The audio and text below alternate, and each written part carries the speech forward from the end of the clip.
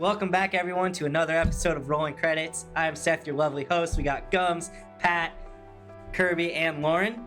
And today we're going to be talking about Scream, slashers, and then obviously we have to break down which one of us would survive a horror movie or a slasher. Which one of us is coming out alive. So without further ado, let's get into it. The new Scream movie comes out this week. Hope you guys are excited as we are. And the first question I had is, why was Scream so successful? You know, there are so many slashers that came before it. What made Scream kind of like separate itself from the pack? So we'll start with you, Gums. Let's hear what you have to say. Hey, I'd love to start this off. I just want to thank you guys for letting me be here for the fifth consecutive time. Anyways, with that said, I think what made this thing so successful is, one, Wes Craven, because the dude's just a beast. And anybody that's like a real movie buff, I'm not a movie buff, man. I just love movies, right? But like a movie buff would probably witness Wes Craven and the way he pans and the way he changes angles and like all this stuff that you fit together to make a movie and just be like, that's why he's legendary. Because even I noticed, like, when they're skimming around the houses or Scream, when they're skimming around the houses and like painting on her porch and all this shit and all these angles, you're kind of like, if you really look at that, that's some great cinematography. Like, I know it's not something you think about, but like, he adds suspense by the angles he takes, right? So he's working with the actors. So I think that was like a really big one, is that just him and who he is and how he caught their reactions and actions and how he put that together was great. And then secondly, it was like a murder mystery plot too. So while it fit all the stereotypes needed to be a slasher, and while it fit all these stereotypes to be a horror, what really kind of brought you in there was this like mysterious killer on the loose. Who is he? Who is he? We got to find out who it is. And nothing draws you in more than a good mystery. So I think a lot of people were very, very involved. So it paid homage to the 80s and 70s of these like slasher flicks that were kind of like corny and weird. And then it just like brought it to the new age with like this murder mystery plot on top of that. And like people being self-aware of like scary movies even in that movie Scream. So it was cool. I like that. What about you, Kirby, Lauren? Well, for me, it's just the satire. Like the whole movie it's satire, but in such a beautiful way.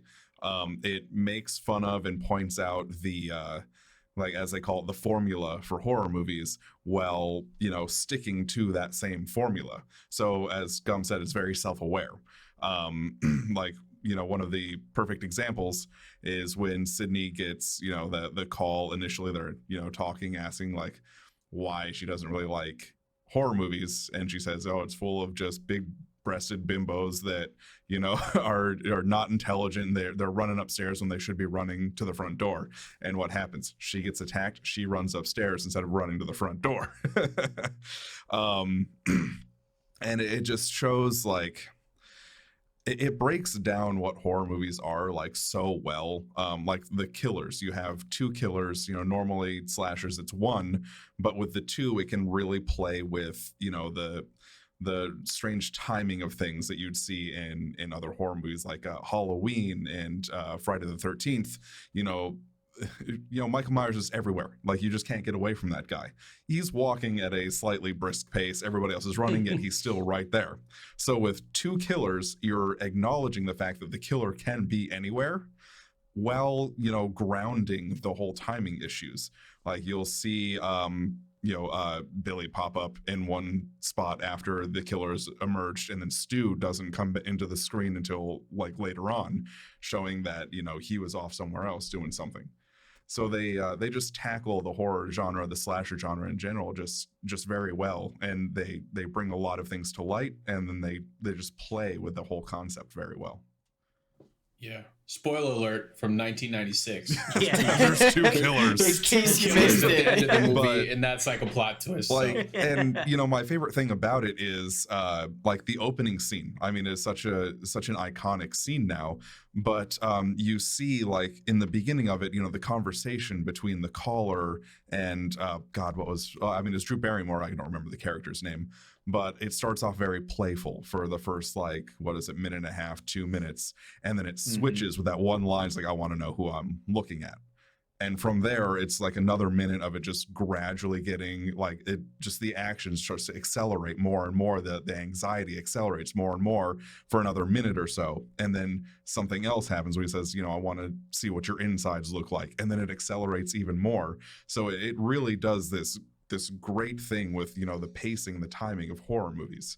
So I think that's why it was so successful, is it just kind of revitalized what a slasher movie can be.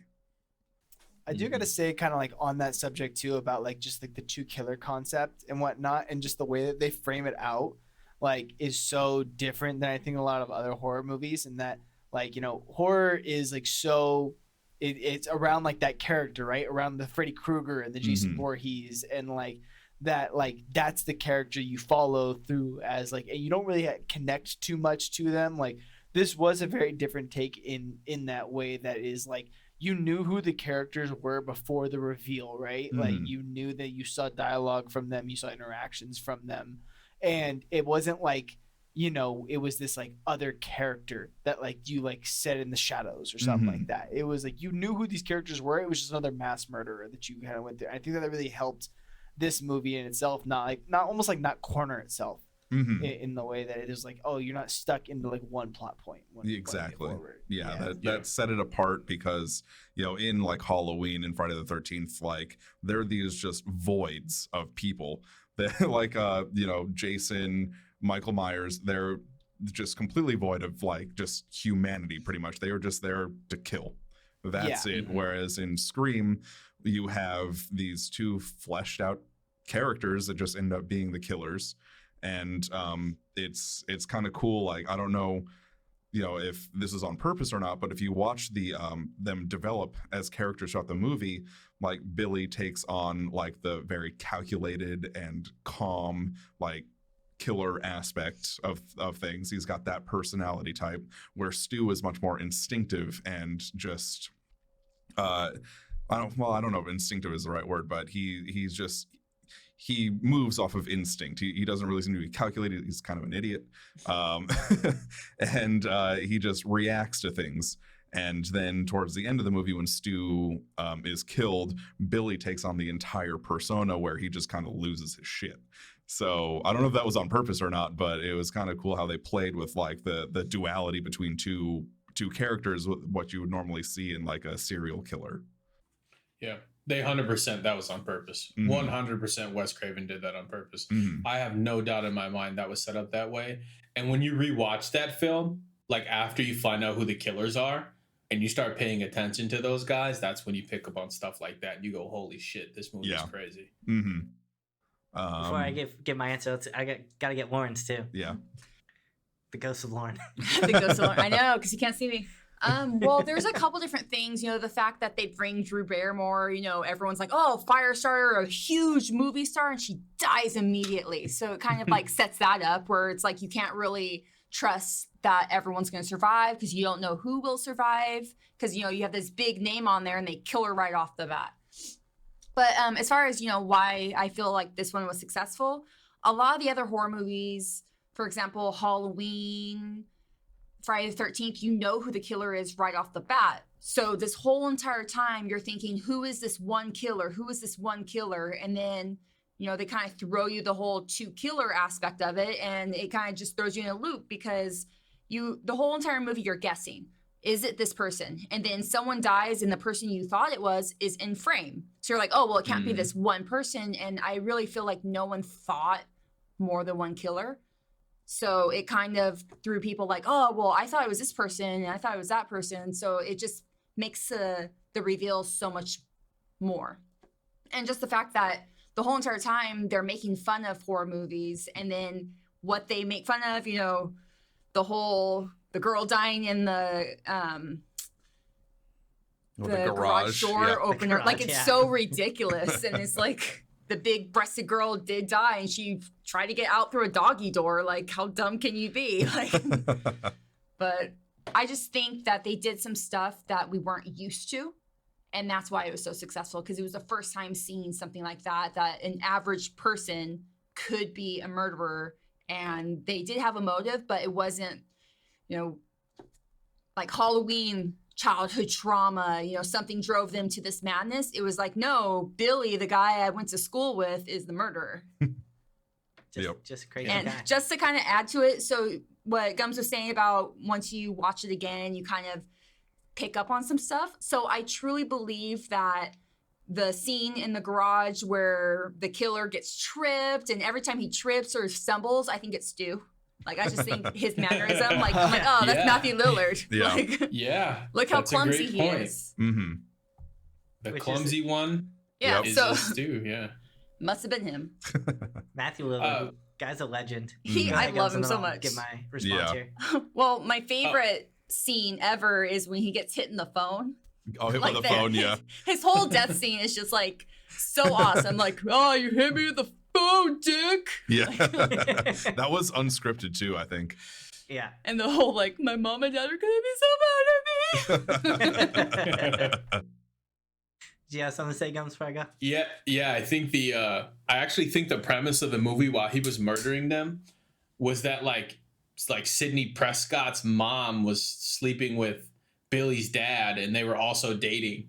So he was like really mad that his father and her mom were seeing each other, and then so he ended up murdering her mom.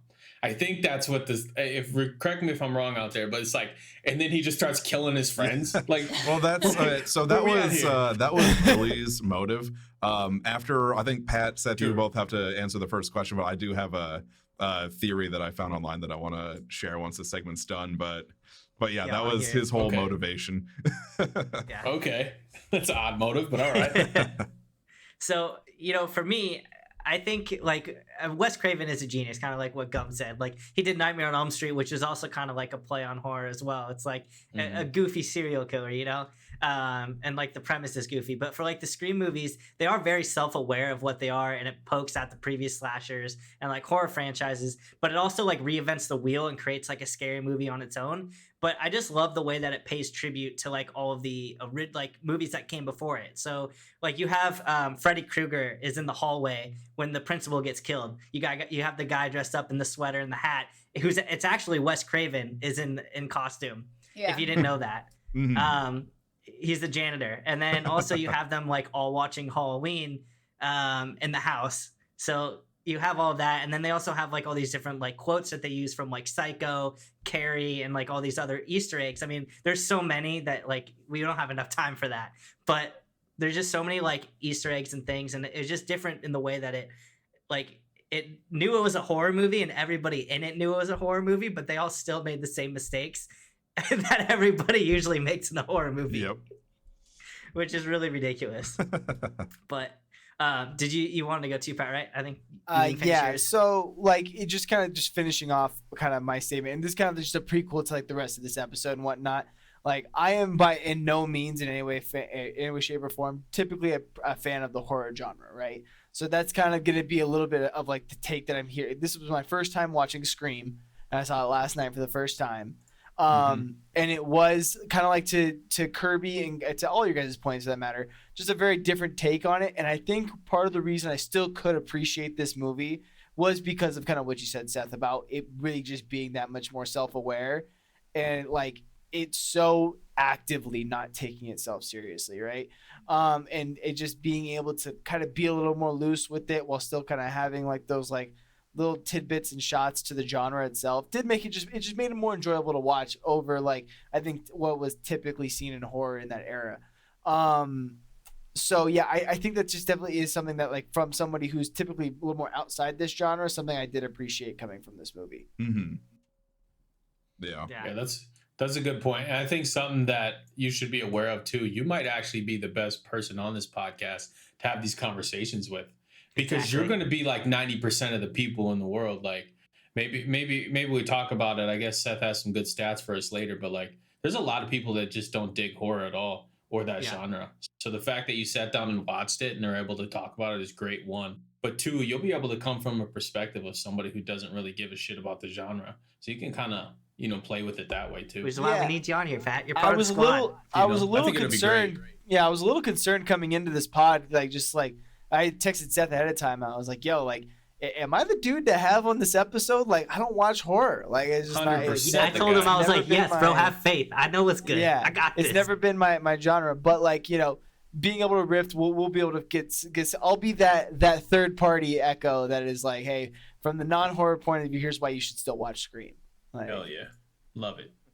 What was your take that you wanted to give us, Kirby? All right, so I had read this probably a couple of weeks ago, and then Lauren and I watched Scream again last night, and so the theory is that Billy's got his motive is his mom left because his dad was having the affair, and it was Sydney's mom, and that just kind of pushed him off the deep end because his mom left. But Stu really didn't have a motive. So the theory that was kind of bouncing around is that Stu is actually gay and he's in love with Billy. And That's interesting. it was That kind makes of sense. it was kind of interesting. So he was kind of just Yeah. going along with it due to his feelings. But if you think about the movie, like all of the looks that Stu gives to Billy throughout the entire movie, it kind of I don't know, it kind of fit from Well, what I was watching. And also to like Lauren's point that like she thinks that it was Stu who killed his girlfriend. I mean, in the garage, that's his girlfriend. So Yep. like, why would he be the one to kill his girlfriend? Well, that scene kind of like pissed me off a little bit because she's throwing beer at him. He's covered in beer. And then both of them are dry after. I was like, you'd be reeking of alcohol. But Hey, it was the 90s. That's fair. Yeah. Yeah, that's Fast 90s Global- horror. Global warming, things like that. Yeah. But yeah, that was just an interesting take that I saw online. So we were watching it last night. I'm like, just looking at the way Stu's looking at Billy, like, okay, I can kind of see That's that. interesting. Yeah. Like a love triangle. That's Yeah. crazy. I also saw like another take like that, but it was Billy. His last name's Loomis, and the reason they did that is to honor Dr. Loomis Yep. from Halloween. Yep. So I never put that together, but I saw that the other day, and I was like, oh, they actually named Billy Loomis after Dr. Loomis from Halloween. So there's another little Easter egg. So in other words, he might have also had the approach of just like, I like to see chaos form, Yeah. just like the doc did. Yeah. I mean, Weird. kind of like what you guys all said. Like, Wes Craven had a purpose for all of this. Dude, he Yeah. did, because he was Yeah. combining his worlds, dude. He Yeah. was going to make the first multiverse. Oh oh my yeah. gosh. I'm just saying. Dude, Like, that's that the was epitome he was of, on his like, way. Yeah, that's the epitome of like a super nerd gets a big budget to make a movie and just throws every homage that they possibly can into a film. Freaking Jamie Kennedy was in this movie Oh, too. dude. Yeah, a lot of stars. scene where he's in the Movie star. party and he's watching Halloween and the the Mhm. killer's behind him. He's like, and he's talking to the TV like, Jamie, turn around, Jamie, turn around. Kennedy's He's right. right Yeah. there. And his real name it was meta as hell. It was pretty So great. meta. He's like, don't say goodbye. Every time you say you're leaving, you're gonna die. Yeah. Right back. I'll be right back. So continuing down this rabbit hole, horror movies, kind of like what Gums is saying, not a lot of people like it, but for some reason in 2020, I don't like, when did the pandemic start? The end of 2019. Horror was the most watched genre during the pandemic. Yeah. So I wanted to see, like, why do you guys think that is? It's kind of like mind-blowing that, like, in the middle of like a crazy time, people went to like the one thing that you don't think people would go to.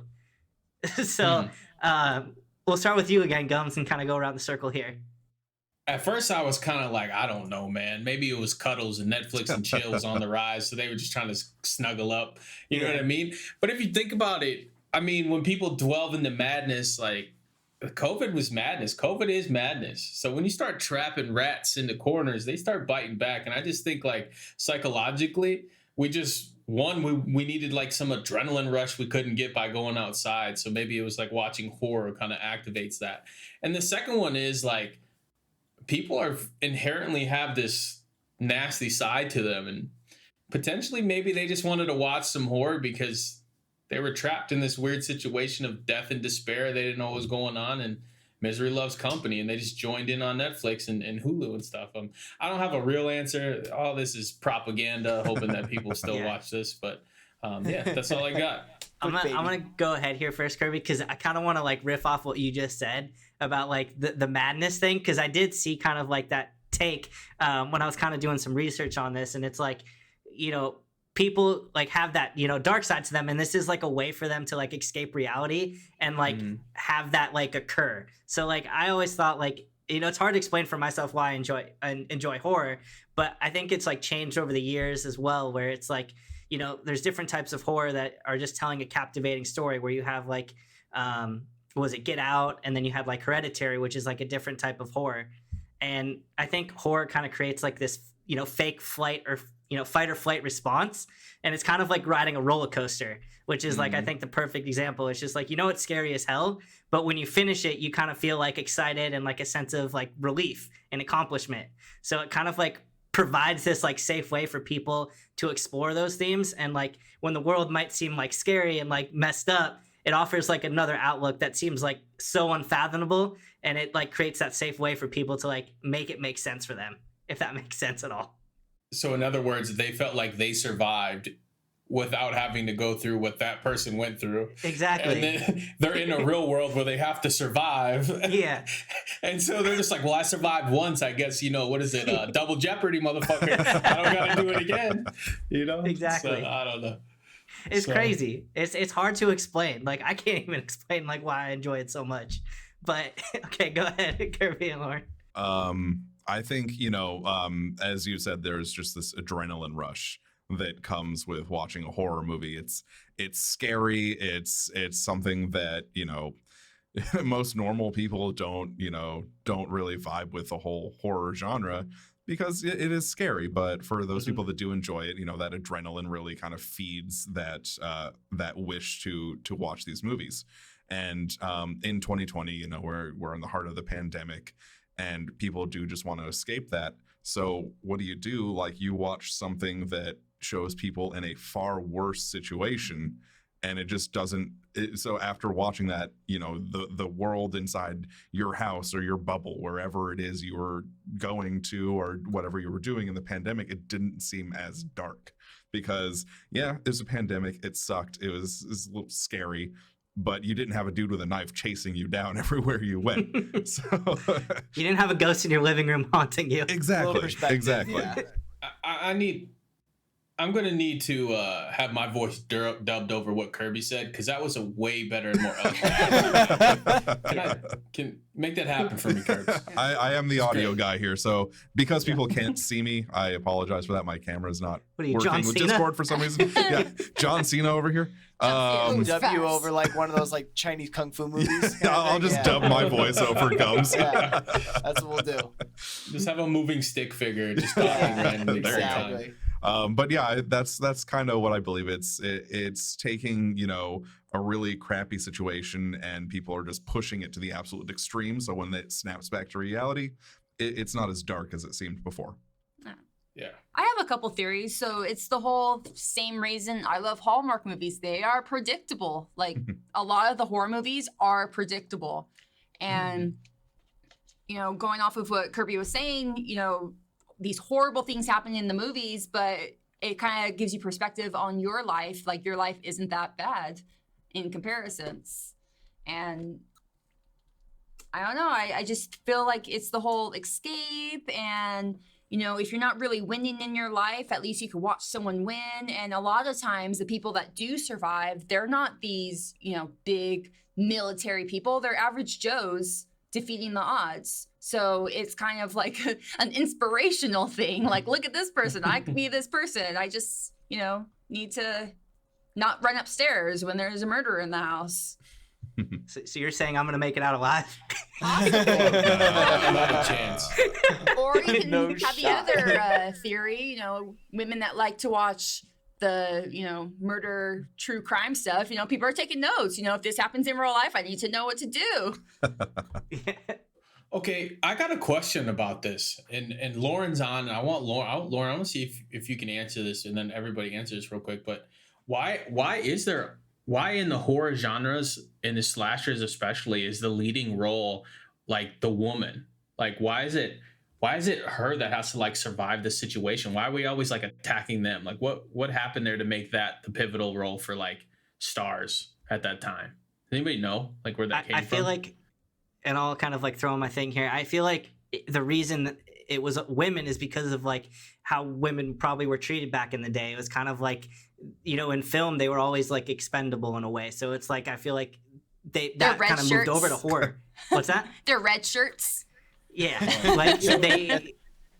So it's playing on that like damsel in distress vibe where you like felt like you had to save that character, and so throughout the movie you're like, run. Yeah. Well, At that least makes that's sense. have but you guys seen? I want to hear Warren's take too. Well, have you guys seen the whole Movies That Made Us?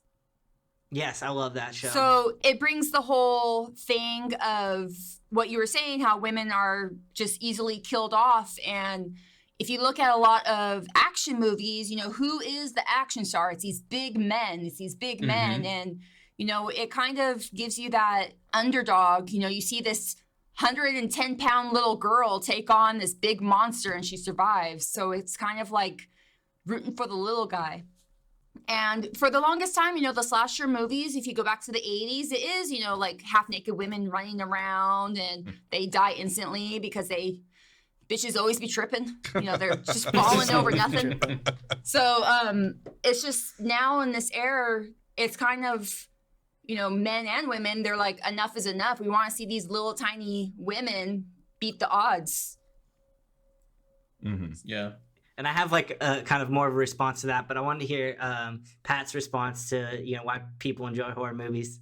Why people enjoy horror movies? Yeah. I think specifically relative to your question about why it was so popular in 2020, and when especially at the start of the pandemic, you know, I think when people were obviously out and about and people were, you know, going to work and coming home, going to the office and coming back and like really running their daily lives before like we were in like a 6-month period there where they could barely even leave our houses. Like, you know, what did most people do relative to entertainment? You came home, people threw on like a Netflix series, people watched The Office and it was on in the background and they could watch 7 episodes and not even really pay attention. And it was like just something that kind of like passed the time while they relaxed from like already the stress and the adrenaline and the stuff they had dealt with from going to the gym or going to work and all that whatnot, versus like you're stuck at home by yourself. You can't really do much else. Like, I think a lot of people wanted just to, if they're saying, hey, I want to watch a movie or something like that, what am I putting on? Like, hey, let's put on Halloween, or let's put on Scream, or let's put on The Conjuring, or let's put on these movies, like, then maybe get our blood moving a little bit. You know, I think it is something that was like, I think either Gums or Kirby said, I can't remember who said it, but it was like a little bit of like, let's just get the blood moving a little bit more, versus like, I think outside of the pandemic and outside of quarantining, it was, I'm going to work. I've already got that in my system. If I'm coming home and I'm watching something, like I don't want to be full vested in this. It's just background noise. And, you know, going back to what you were saying, Gums, about, you know, why it's always, you know, the female in the movie, this kind of brings me to, the, you know, one of the questions that I had is, you know, who is the best final girl and like, why is, you know, that character the best? Because, you know, you have your like Laurie Strode from Halloween, you got Sidney Prescott from Scream, or Nancy Thompson from like Nightmare on Elm Street. So you have all these characters who like in the 80s, they ended up like kind of flipping the script and making them like badasses versus just like falling all over the place. So was there somebody that like really stood out to you? And I want to start with Lauren and Kirby this time. I think my favorite final girl, the one that I consider the best, is Laurie Strode, just from Halloween.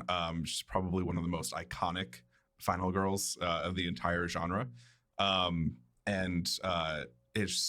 She displays like this intelligence and this resourcefulness that kind of gets her through the first, you know, 2 Halloween movies. And you know, she plays that role of like that innocent, you know, school girl. She's, you know, a babysitter. And you see her kind of transform through the course of the Halloween series. And she starts becoming more ruthless. And like by the time we get to like the most recent Halloween entries, like she's just this badass. So you just kind of see her transform through the course of the series. And she goes from this like innocent schoolgirl that survives an attack to someone that takes on some of the elements of like the person who attacked her of Michael Myers. Like, you know, she's she's become far more ruthless. So I think that, you know, that's the best in my opinion, because she survived, and you know, she did it so well that, you know, we're still watching these movies. You know, what the first one come out in like 78, like, you know, 2020, we're still watching these movies. I'm gonna have to say, as someone who did not grow up with horror movies, I would have to say probably Cindy Prescott. And the reason is because she actually learns from each movie. So she progressively gets better. She learns how to handle a gun. She starts going to gun ranges. So she adapts. And it's not just like, how do I keep getting in these situations? I'm so innocent. It's like, no, I adapted and I'm gonna kick some ass. Like, so as far as that, and that's just because I got into the horror scene later in life. Yeah. You know, it's pretty funny. I really think that I really want to know who would win, Laurie Strode from Halloween or Ellen Ripley from The Aliens. Because like they become like, they're such like strong character roles. Like eventually Jamie Lee Curtis's character Laurie Strode becomes, I mean, you've seen the last Halloween, she just becomes this mega badass that like I don't think I could fight hand to hand at that point. Like, I'm not sure what's going on, but I just wanted to mention that because I thought that shit was so funny. I was like, she does develop. Like, well, that's star power at its finest right there. For me, it's not even a debate. It's Ripley. Like, for me, like, hands down, sorry, Ripley will outdo anyone. Cyborg Ripley's Ripley a badass. regular? Regular Ripley. Resurrected Ripley. I don't even. She's mostly alien. That's a beast tamer right there. So is that your answer then, Gums, Ripley? No, hell no. Not a chance. What do you got for us? Who's your favorite final girl, or the best, I should say? It's going to be between Tina Shepard and Friday the 13th. I think it was part 7, The New Blood. And I'm going to get weird because like you made me find these answers, man. You did this to us. And she has like Carrie like powers. And I mean Carrie like the horror movie Carrie with like, she can like, I remember this now. She has like psychokinesis. So she can like use special abilities. And I'm just like, what the hell is going on? Like I don't understand anymore. Like what's going on? She got so weird. And so she like, okay, so like I just want to give people paint this visual. In one part, she's fighting Jason, and she collapses a house on him using her mental ability. At the end of this movie, at the very end, she conjures her dad's dead spirit to drag Jason into the water to re-drown him. What the hell is going on? So it's going to be between Tina Shepard, because she got like OP abilities and shit, or maybe Alice Johnson. And Alice Johnson is actually the woman from A Nightmare on Elm Street 4, the Dream Master. And because at the end of that movie, in order to beat Freddy Krueger, she has to take the dream powers from other people to fight Freddy Krueger one-on-one in the dream. I'm just like, this shit blows my mind that this even got critical acclaim. But I'm going to go ahead and say Tina Shepard because the bitch is a Jedi. Excuse me. I love her. I think that movie was dope. She wins the lead for me. All love to Tina Shepard. Nice. Pat, I'm going to leave you for last here because I have to go after Gums. Because I always thought that like Laurie Strode was like my favorite final girl, but I rewatched Dream Warrior last Halloween for the like first time in forever. I gotta say Nancy Thompson is actually the freaking best final girl, because like she ends up being this like doctor after everything that like happened to her, and then like teaches these kids to fight back in their dreams, and they like all have like the weirdest abilities. And they're all so different. And then she just, like, ends up kicking, like, Freddy's ass. But then, like, you know, if you haven't seen it, spoilers ahead, but freaking she dies. Like, she has, like, that full arc of, like, having to deal with all that shit. And then, like, she's just this badass that, like, teaches people how to fight back. Like, she's the master Jedi right there. Yeah, it's Yoda. And then eventually Tina Shepard, like, takes all their abilities and fights the dude to, like... It's great. Yeah. See, this is what you're missing out on, Pat. Shit gets weird. You're missing, Pat. I will say, because the bitch is a Jedi has to be one of the most clippable moments I think I've ever heard. I felt bad at first. I was like, I didn't mean that in a derogatory sense. I was like, she knows what I mean. Tina Shepard's my girl. She knows what's up. Haunt you from her dreams now. Yeah, she knows. So, like, for me and whatnot, for the movies that I have seen, you know, obviously back this past Halloween, a few of us sat in the Discord call and watched Halloween together. That was probably my first time watching Halloween. Nice. You know, we watched The Shining that weekend. The same thing. Vicious Fun. And then we watched I watched Scream for the first time recently. I will say, so out of the things that I really have seen, I was a fan of Sidney Prescott's character. I did enjoy kind of the fact that she wasn't inherently innocent as a character, that like the background behind her character was so clouded, and like it was like fake innocence mixed with like this like kind of like just dirty past in and of itself, and like they just didn't like really, it was, and then obviously it's obviously a callback to the horror genre in general, but I did enjoy that character. I thought that it was a different take on how it's like, no, I'm clearly the smarter horror girl, and then just does all the same bullshit that every other one does. Like that was a good little callback. I thought that was funny. Yeah, That's great. Yeah, So- she was dope. yeah, she was. She was my close second. Yeah, I'm excited to see where they take her character in this next movie. Honestly, Yeah, I can't speak as much to what Lauren was saying about them going to the gun ranges and all that stuff, because you started going off on that rip. So I was like, yeah, I didn't see these movies. I saw after the second high one- school chick. I was like, I don't know about all that, but okay. after the second one, it gets really like weird. So Yeah. She you starts know, it's listening to about- Tupac, and Yeah, shit gets vicious, dude. Yeah. She drives a Ford Bronco. It's weird. it's weird. It's the 90s after all. Yeah, 90s got weird. Hey everyone, thank you for checking out this episode of the Rolling Credits podcast. If you're watching this video on YouTube, please drop us a like, hit that subscribe button. If you are listening to the audio-only version of this podcast, please consider giving us a 5-star rating. It really helps us out. Now, let's keep it rolling. So I guess with all that being said, you know, do you guys have a favorite slasher movie? One that you guys really love? I know this one might be a little tougher for you, Pat, because you haven't seen as many. But you know, wanted to pass this one around. So we'll start with you again, Gums. Favorite slasher, dude. My favorite slasher series in general is probably Freddy Krueger. Freddy Krueger has always been kind of terrified me, man, because you always had to go to sleep, and then you watch a scary movie at night, and then like you got to go to sleep, and this is where this bastard's supposed to come for you. Like, you got to be kidding me, man. That's a setup for any kid. Yeah. And then my runner up is Candyman. That's just a hood classic. Like the original Candyman, not the new one. The original one, man, it blew the brakes off the new one as far as like fear factor. Like the guy put bees in his mouth and stuff. Like I was just like, man, they're tripping. And like that's just like a hood classic for me. Like I remember being with all my family, like watching those types of movies like that and it. But so that would be my top one, would be Freddy Krueger, just because you always had to go to sleep, and like your nightmares literally was like, you had nightmares of scary movies, and it was Freddy Krueger, and it was just scary. And then runner-up Candyman. Shout out Wes Craven. Yep. Kirby, Lauren, what you got for us? All right. Well, I mean, it's no secret that mine is Halloween. The original 1978. I think that that movie really kind of built off of the groundwork that was laid by like movies like Psycho, which came out in like 1960.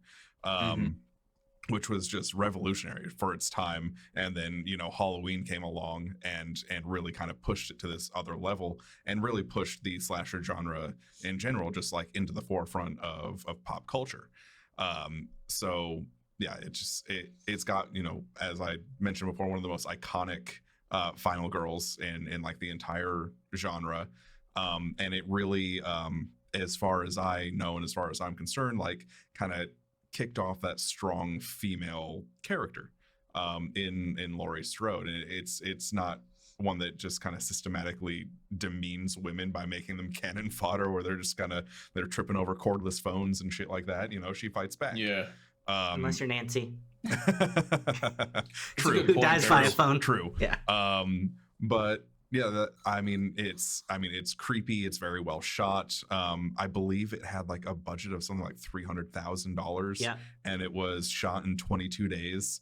And it was just such a well-made movie for what they had. And I think it went on to make something like $70 million. So it really kind of pushed that genre forward in pop culture in general. Before you go, Lauren, because I wanted to, you know, point something out that you brought up, Kirby, is that you said, you know, kind of like, you know, extended that like the movie Psycho. I didn't know for the longest time Jamie Lee Curtis's mom was in Psycho. Mhm. Yes. Yep. Which is like, it's And crazy that hers. she got famous from Psycho, and then her daughter gets famous from, Halloween. That's pretty nuts. And that wasn't a mistake, I tell you that much. No. It was written in the Okay. cards. Yeah.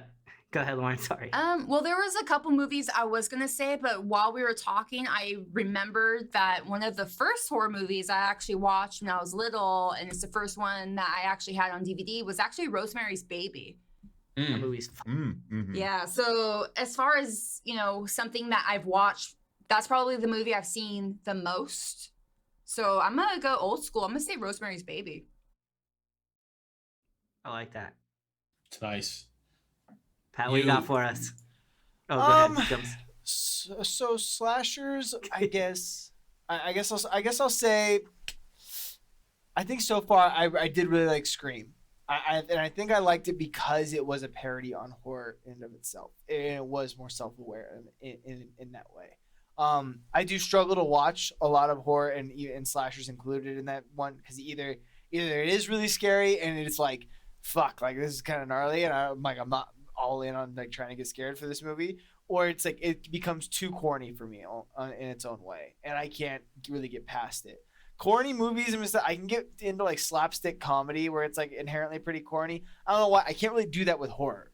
So I did enjoy that Scream did it in a little bit more of a subtle way.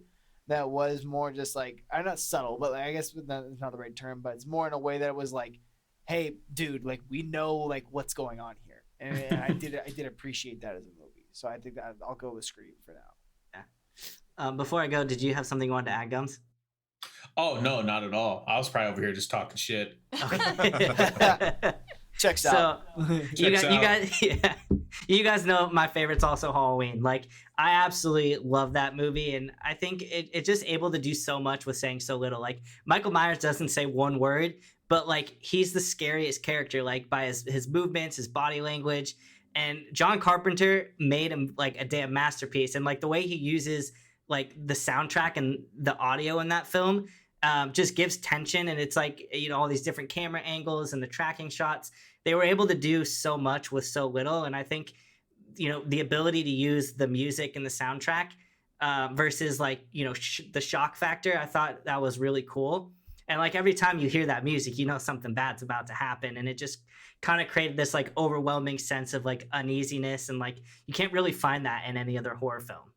So I don't know. I loved Halloween. It's just such a great film.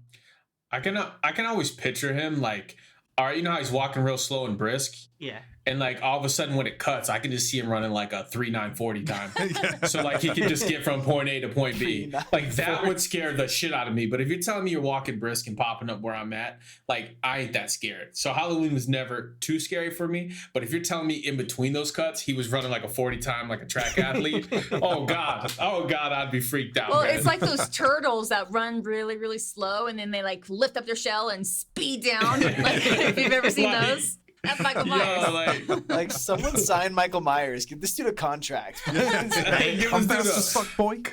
Give me on as a D edge rusher. Like, let's go. What's Fucking go, baby. that video you sent me, Gums, of like the guy dressed up as Michael Myers and he's just doing the interview? He's like, Yeah. nobody doing better than me. I'm the best there ever was. I'm the best there ever was.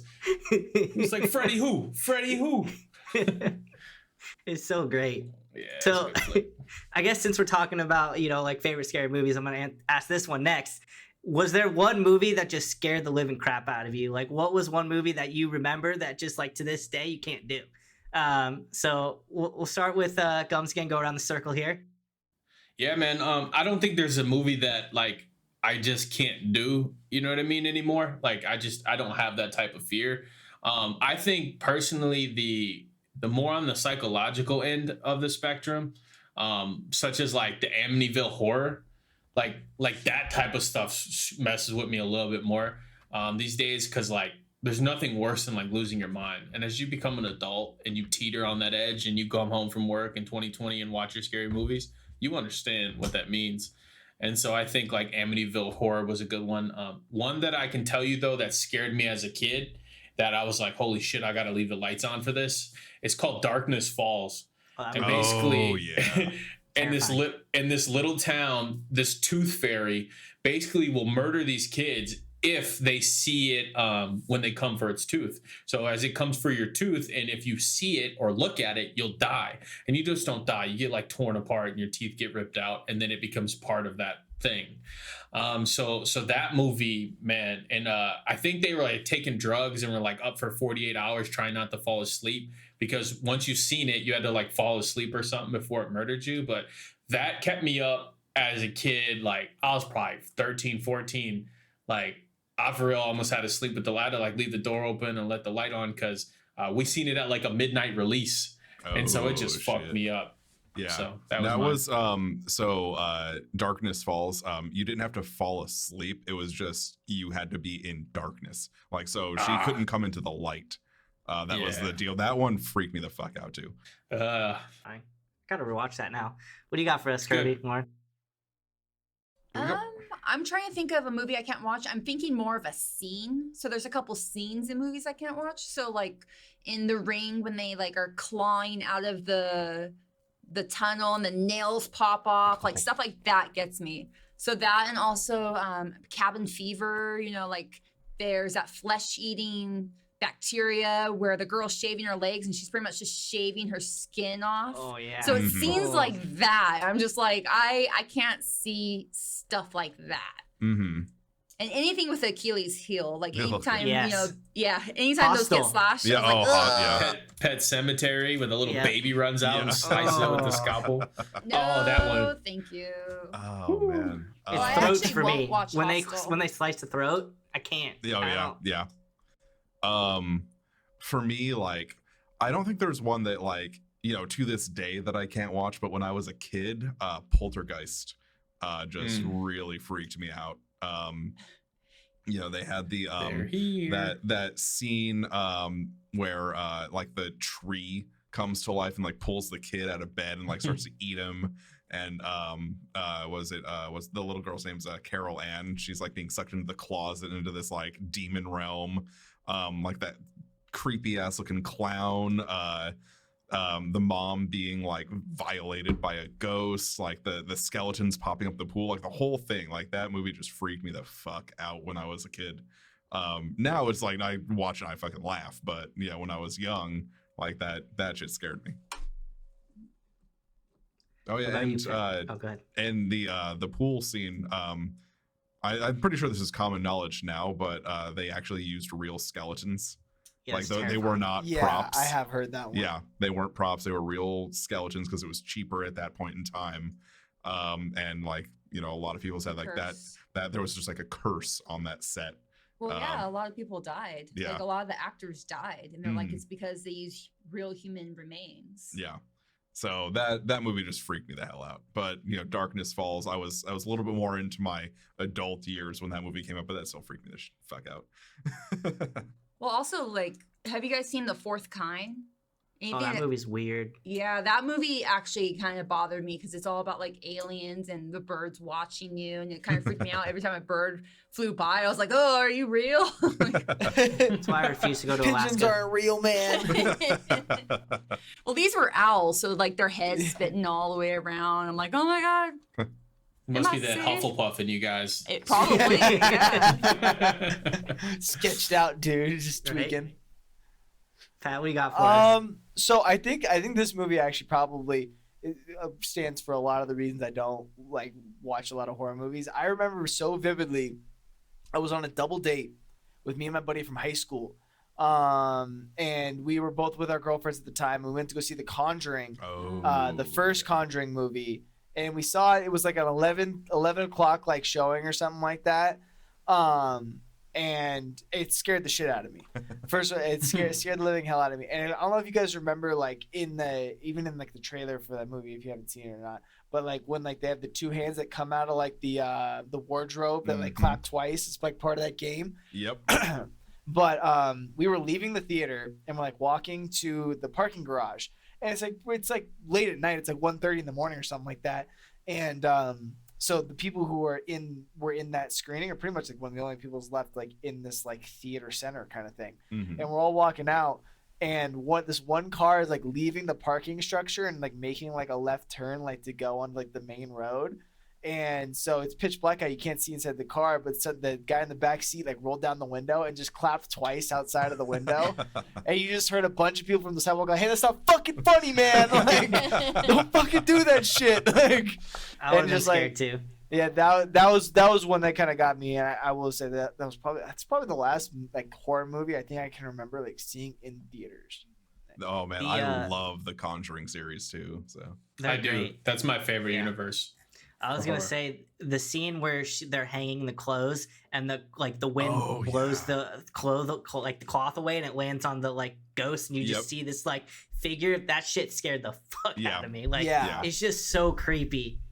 Like that movie's terrifying. Anything with possession or anything like that gets me because I'm like, because I'm a little bit of like, yeah, there might be ghosts, so it kind of hits home. You know what's great? You know what's great about being Jewish is like you never know about these like there's not these like crazy spirits or ghosts or anything like that. So I can go home and know that I'm not gonna get haunted by some demon. So the one great thing about being Jewish is that you have invulnerability to the magic and other realms. Exactly. It's sick. That's why you like horror genre so much. That's like it. The power of Yahweh protects me. The power of the Yahweh protects me. What's that Sam Raimi film though? Because I'm pretty sure that's about like a Jewish demon. Drag Me to Hell. Oh yeah. That The gypsy curses her. Yeah. I actually asked my aunt this the other day. I was like, "What is in the Torah that can kill me?" Probably the bread. Yeah, that's the bread. That's why we only eat matzah. So, I had a few movies that scared the living shit out of me. So, like, the first one is Signs. Like that birthday party scene when that alien just walks by is just like so creepy, and like aliens just scare the crap out of me because like there's no way that we're the only life in this planet, like in this world. Like the galaxy's so big. I just hope like if aliens are real, they're not like the aliens from that. But apparently you just need to drink a lot of water and throw it at them. They're actually really Factual. The other solution was Ring, like The Ring. Oh like, yeah.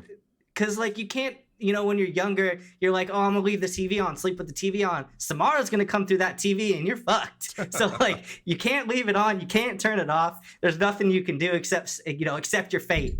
So that shit scared me. Dude, yeah, those were both movies I remember growing up, like people being so obsessed with those movies, and I'd be like, oh yeah, like, this is the premise, and I'm like, I'm good. Nah. Okay. Like, Now remember too, man. I think so. The Ring was the videotape one, right? Yes. Yeah. So 7 this is how days, that damn email/internet trend started. Where if you don't repost this in 5 days, you're gonna die. Yeah. Like, man, that shit pissed me off, man. Yeah. That's what's freaked people out because people started believing in that, man. Like, got to pass it on. I will say I did force myself to like try to get over my fear of Signs, and I watched it like 5 times over the Halloween season. And I think I'm good now, guys. No, just put like Benny Hill music so. on it after, so it's like you'll be fine. So, getting to the next questions here, keeping it light. What? I'm sure everybody here has seen Freddy vs. Jason or have heard of it. So, like, if there was, going to be another ridiculous movie, like we had Alien vs. Predator, what two, like, horror movie monsters or, like, creatures would you want to see face off with each other? So, Gums, I got to start with you because I know you're going to have a great answer here. Got some heat. I mean, Awesome I heat. wish.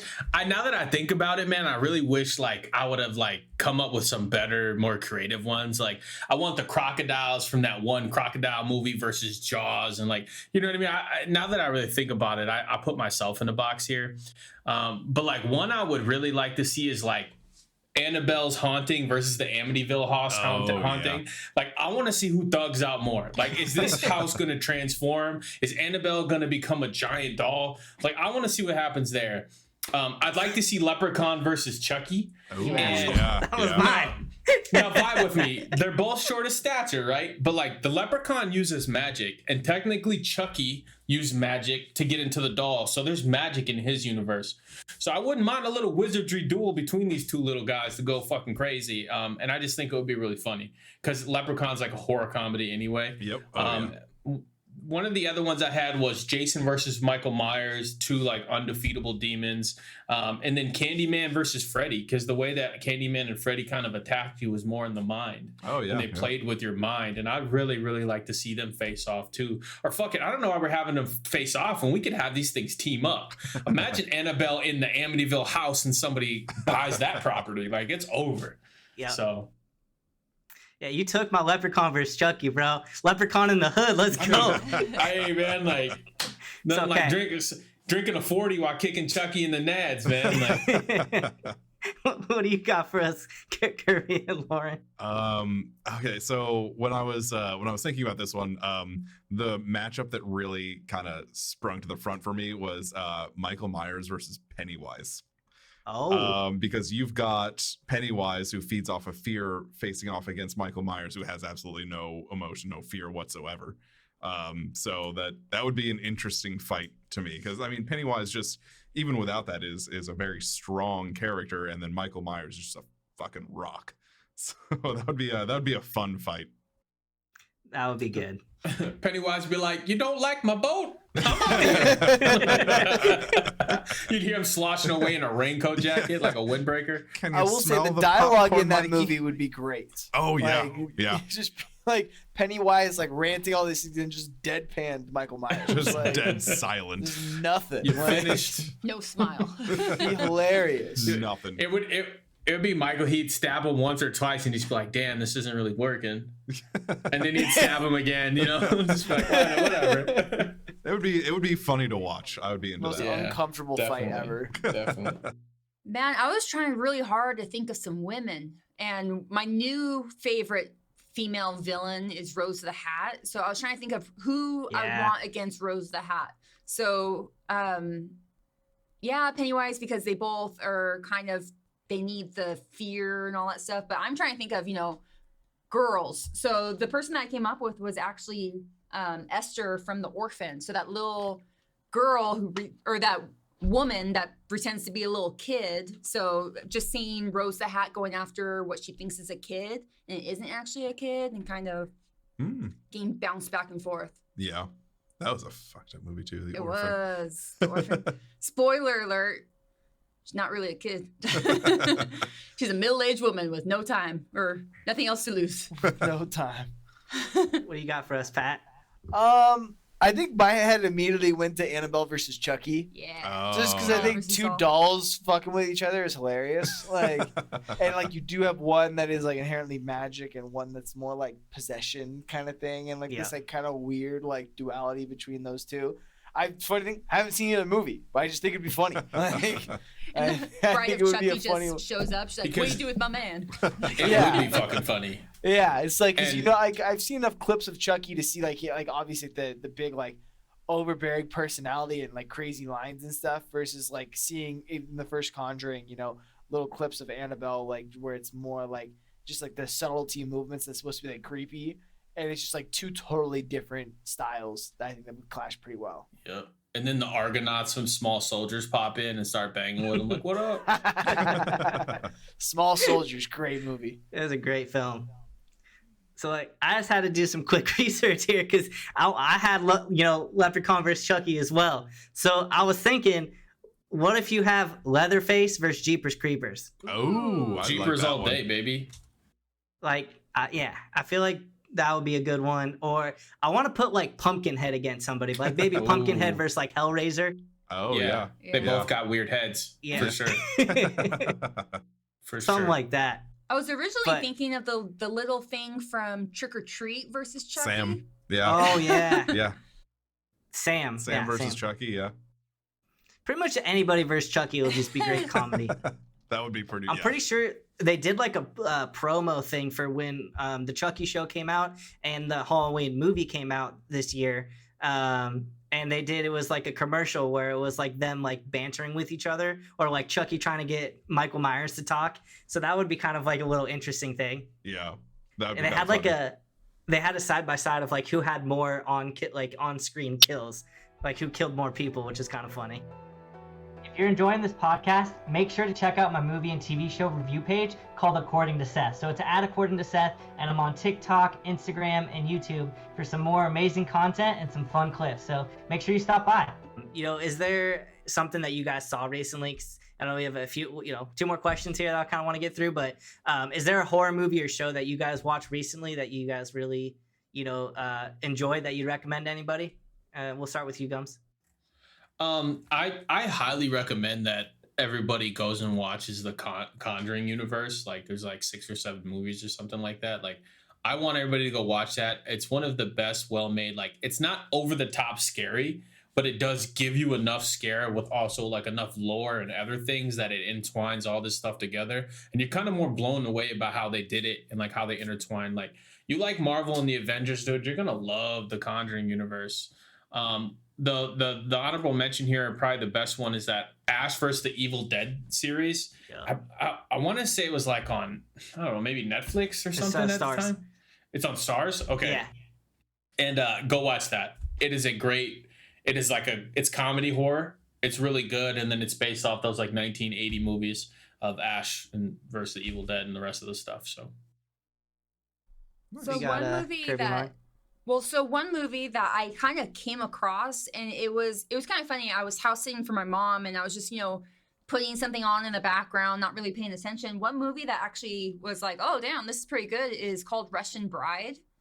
And it is, you know, she's a really good final girl. You know, I don't want to ruin the movie, but it's a pretty awesome movie, and it's just, it shows how far you could push someone before they push back. Oh. I don't think I've seen that one yet. I have it on I remember DVD. you showed me a trailer of it one night. Yeah, it's there's some scenes that are a little uncomfortable, but for the most part, it's pretty good. What year was that made? 2019. The Russian Bride. It's Okay, got there was horrible reviews.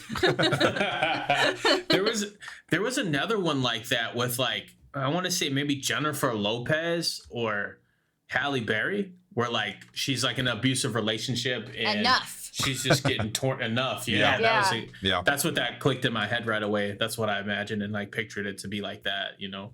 But I picture like the Russian woman to be like a beast in this film, because I'll tell you a quick story. I was about 12 years old and I tried to help this Russian woman with her bags onto the city bus. That bag probably weighed 100 pounds. I tried to pick that thing up and help her out, man. I couldn't get it up the first stair. And so I kind of like put it in the bus. She said, thanks, right? In her thick Russian accent. And she picked that bag up with one hand, walked it all the way to the back of the bus. So made you look soft as hell. Oh my God. It turns out it was somebody my grandfather worked with. It was his mother. So I was like, yeah, like she was like 60 plus, just toting the bag. So like, when you say the Russian Bride, like I can only imagine the gangster shit she's probably doing at the end of that movie. So a brief description on Google is just: a Russian woman moves to America with her daughter to marry a billionaire. And when they arrive, he turns out to be a psychopath who sends their life in a spiraling into living hell.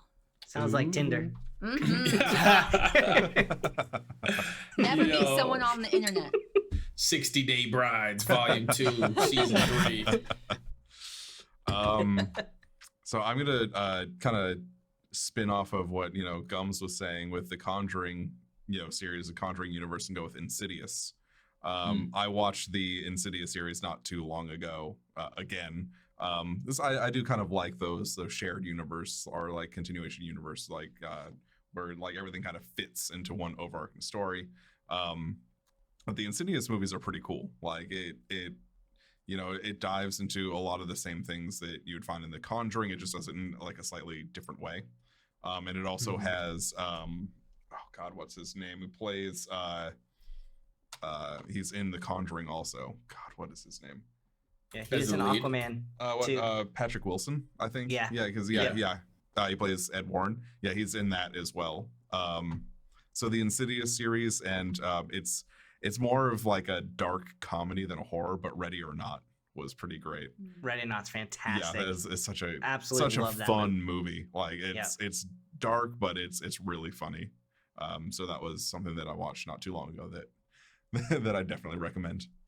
That and well, one last little thing, a movie that I've seen a couple times that I actually really, really like is Last House on the Left, but the remake. Because I've seen the original one and it's all 70s, out. I like the remake. Yeah, the remake is good. Sorry, I interrupt real quick. Kirby, the person who did Ready or Not, by the way, is the person who's directing and wrote the new Scream. Oh, very nice. Okay. Yeah.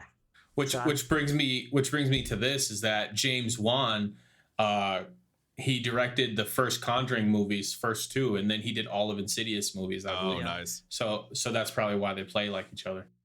Yeah, that's fair. James Wan's amazing. Except Malignant, that was weird. He's I still haven't watched it. I still haven't watched Malignant. He's definitely better than James too. So that's for sure. Lauren, you went right. Who else? Pat, you gotta go. So. Yeah, I don't have like too much to say in terms of recommendations, but I couldn't remember the name of this film. But you and me watched it when I came out for your birthday. Vicious Fun. Yeah, that movie was a good time. Yeah. What's it called? Vicious Fun. Vicious Fun. Yeah, I couldn't remember what it was. It was something I had never heard of the film before. Seth showed it to me when I was out in Arizona visiting for his birthday. And it was similar to the way that the reason that I enjoyed Scream is the same reason I kind of did enjoy this film, is that it was like obnoxiously aware of the horror genre in and of itself. And it was like, essentially, I think the way Seth pitched it to me, and is the great way to put it, was a guy gets trapped in a bar and winds up in a serial killer support group. And like that's exactly what it is. You go in there and it's this guy's trapped in this support group essentially that has like one guy who's a typical kind of slasher horror guy, one guy who's like just like more of like this like maniacal like kind of almost Saw type kind of thing, and this interaction between them two, it's really funny and kind of has this like kind of big play back and forth with all the characters. It was a lot of fun. It was a fun movie. Yeah, that movie's so good. Yeah, I'm gonna go watch that. That sounds like my cup of tea, and I remember Seth bringing that up one time. It's great.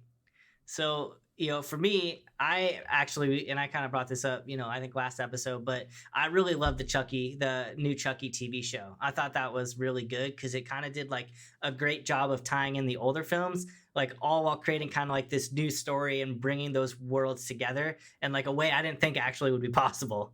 Because like Chucky went like very downhill and got super weird after like some of the I think the second one, you got like Tiffany, you got like his little little girlfriend, he's got like a baby. Shit got weird. Well, speaking but that was of good. TV shows, have you guys actually seen the Scream TV show?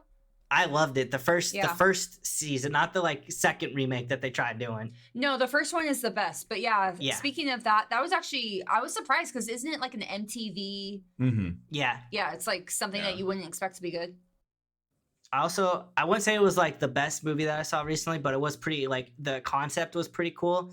It was called The Deep House, and it's basically these people are like kind of like ghost hunters kind of thing, and they hear about this like haunted house that's underneath this lake. So it's at the bottom of the lake and it's like fully intact. So they like get in this like scuba gear and go like tour this house, and there's like actual like ghosts and shit. Like it was kind of like creepy, but it was really cool concept. Because like you never hear of a haunted house underwater. Yeah. It should stay under there. It's gonna be a nope from me, dog. I don't do deep water. It's a nope from me. Kirby doesn't like deep water, so you won't have to worry about that. Yeah, something that back in my day, right?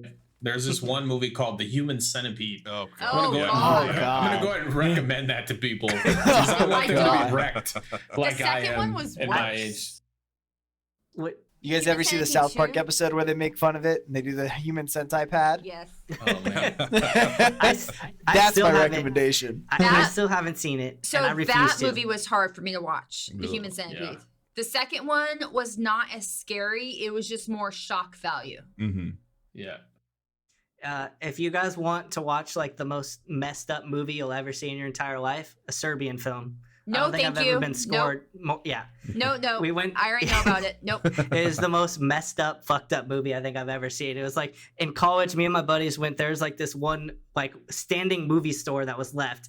I don't know if you remember it, Pat. The one that was like right on the corner of like Broadway.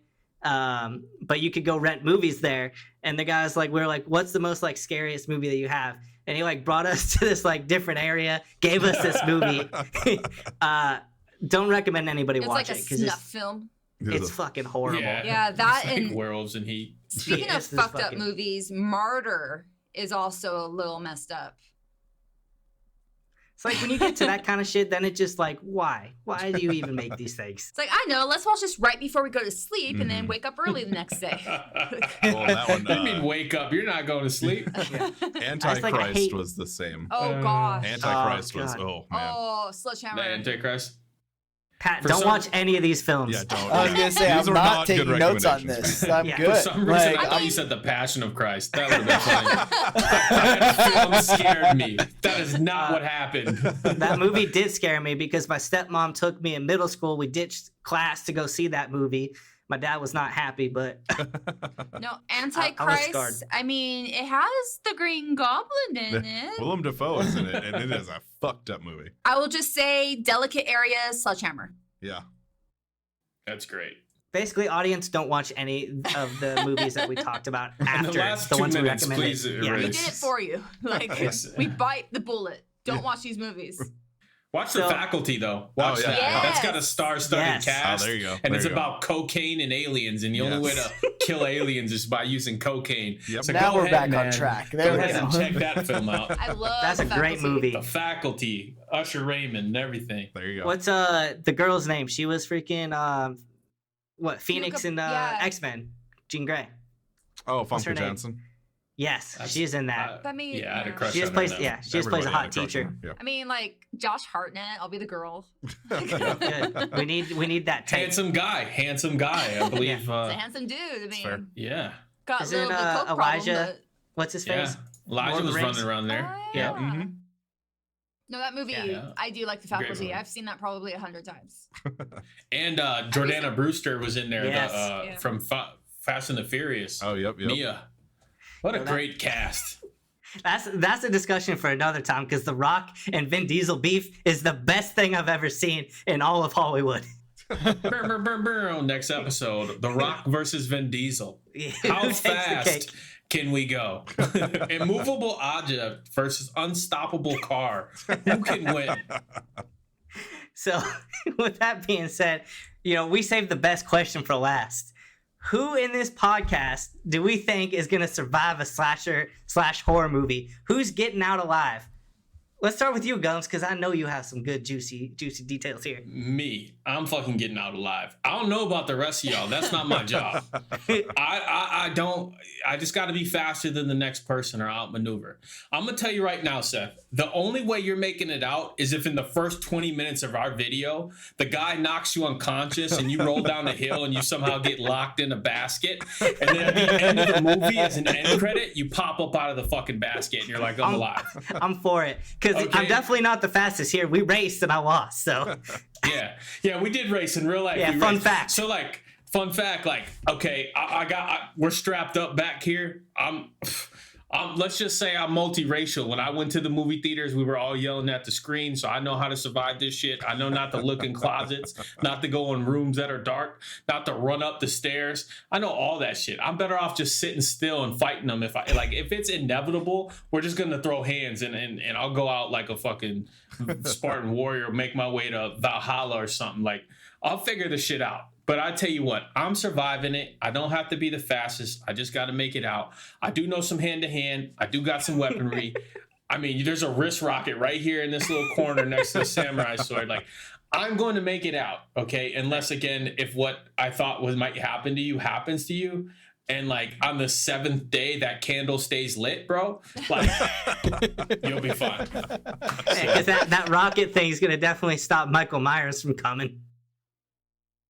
Little pea shooter. Why the fuck would I be shooting it at Michael Myers? I'm hopping in the car and getting out of state. The guy He's runs just a in the- 4-4. He's been in the back seat the whole time.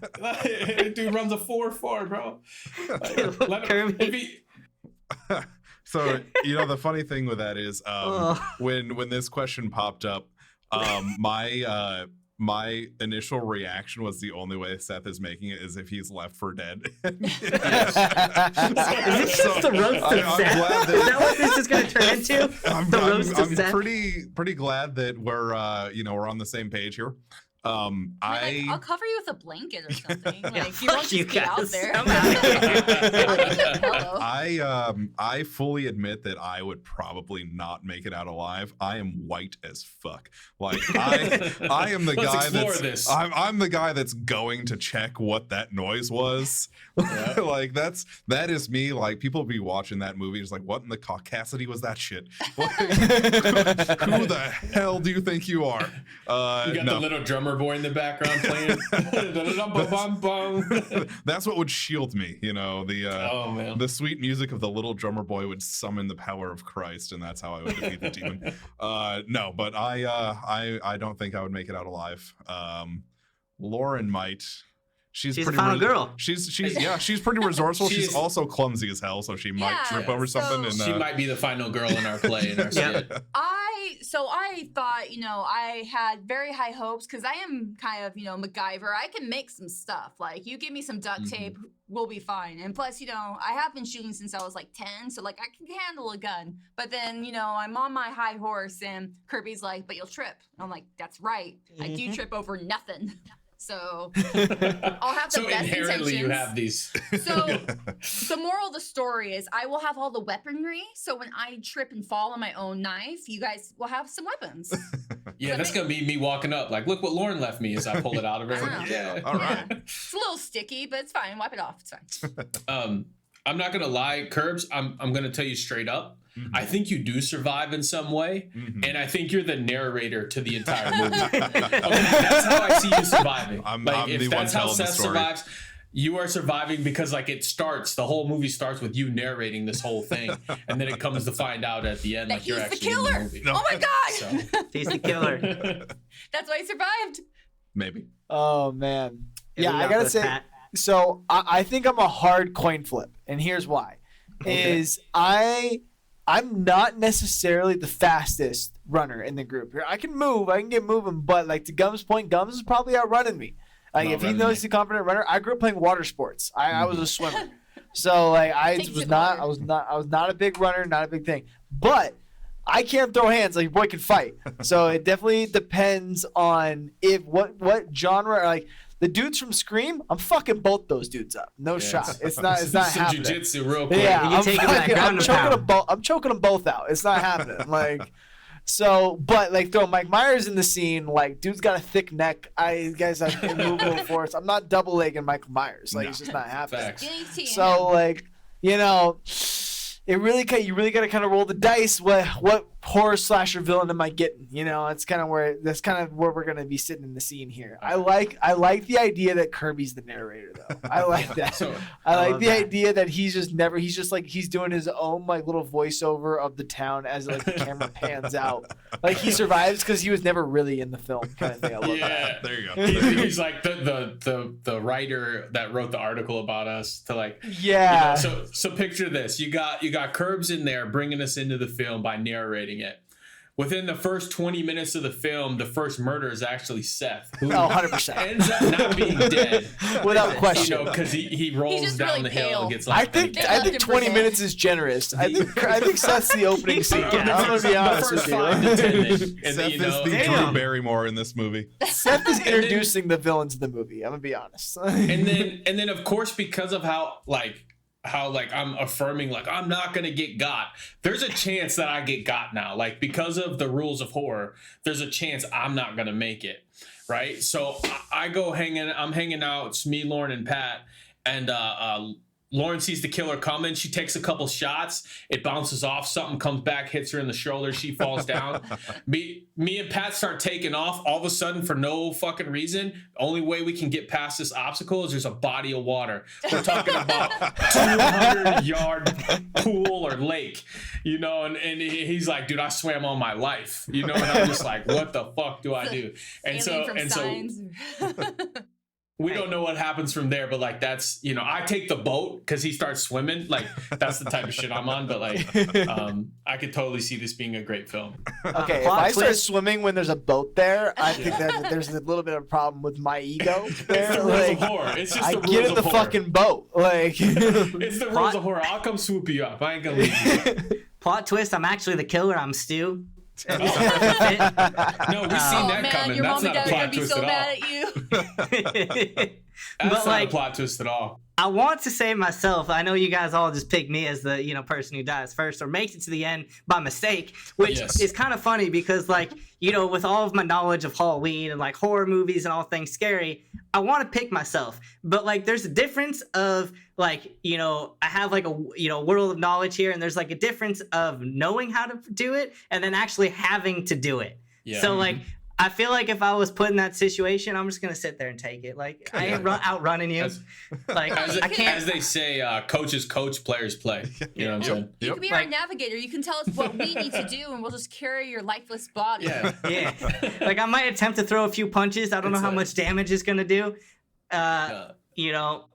But if we're picking, my vote's on Gums. I feel like Gums is gonna make it out. He's I'm confident. gonna make it. I Yeah, also gotta I'm say bleeding outta here. too, like in and of itself, and it's obviously still part of the whole Scream thing, right? Is like a general knowledge of how horror movies work in general, in and of itself, is pretty useless when you're actually in a horror hey, movie, Jamie right? Kennedy made it out alive though. Not in the I second get one. that, but like at the Not same in the second time, like at the same time, like if I was in Nightmare on Elm Street, like things aren't going well for me just because I watched a lot of Halloween and other horror movies. Like it's like I don't know if there's a whole lot of just like Damn. general knowledge that's getting me out. Like just my ability to know how to swim isn't gonna help me out in that situation. You know what See, I mean? I want Like, to see Pat versus like Sharktopus or some shit. Put him in the ocean. He's Aquaman out here. He's Aquaman. Guys, something I just forgot. It's folklore. It's legend. It's it could be real.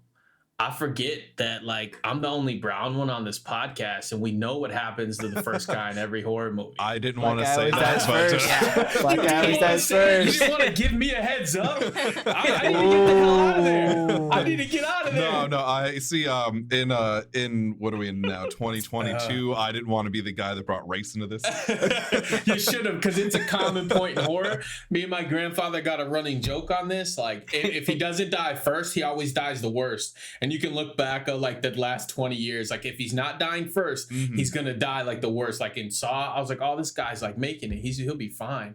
All of a sudden, he gets like his whole body turned around in Oh, a machine. I'm like, oh, here we fucking go. Bro, And, Resident Evil, the guy just yeah. gets fucking sliced and diced yeah. and by the Oh, yeah. lasers. If he doesn't die first, he dies the worst. Like that's the common rule, and it's a stereotype for sure. So I hope everybody out there just thinks about it next time they're watching that, because you get a good chuckle out of it. So basically, I am gonna be the one who lives. Yeah. Great. So Thanks, basically, guys. it's Seth. It's Seth Yeah. on a fucking technicality. On a technicality. Technicality. I don't know. Let's You go. go Screaming from a can strong out-talk a favorite lot to of a people. 50-50. I'm a smooth talker, He is a so smooth talker. I've seen him, go into car dealerships and get what he needs. So I would- he might I would reason with love- the killer. I would love nothing more than to see Brian smooth talk like Michael Myers. Yeah. And let him live. Hey man, like it's all good. Like we don't gotta do this, I bring it's him all to my fun. side. That's what it is. Yeah, It's the It's first like, hey, time man. Michael Myers responds. He's like, I understand. It's like I get Yeah, you, he's bro. like, I I get get you. you. I've never Kirby's been like, hey man, I hurt. got a beer in the fridge. You want one? Like, he brings him a beer. They just That's like my post it up on the go-to. porch. Right there. Hey man, Like, you want a drink? Like, you want to grab a drink? Yeah, he's like, I got a bunch of gin in the I fridge. need Like, I'm old good. fashioned. Come on now. All I gotta do is I gotta get famous before I get into the horror film. Busta Rhymes made it. LL fair. Cool J made it. I can do this. LL Make me Cool J famous, did make world. it. Yeah. That's also a me fantastic famous. movie. Deep Blue Sea. Yep. Deep Blue Sea. Fantastic. Talk about shark movies, but yeah, we keep. There's too many. We'll keep it for another time. But Make me famous, please. I need to survive. let's go.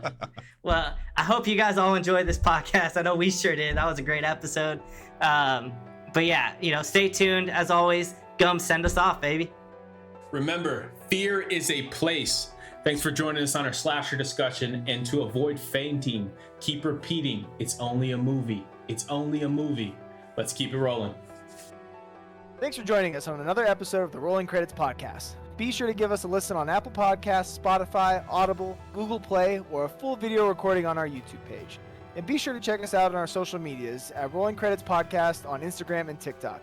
Thank you, and we'll catch you on the next one.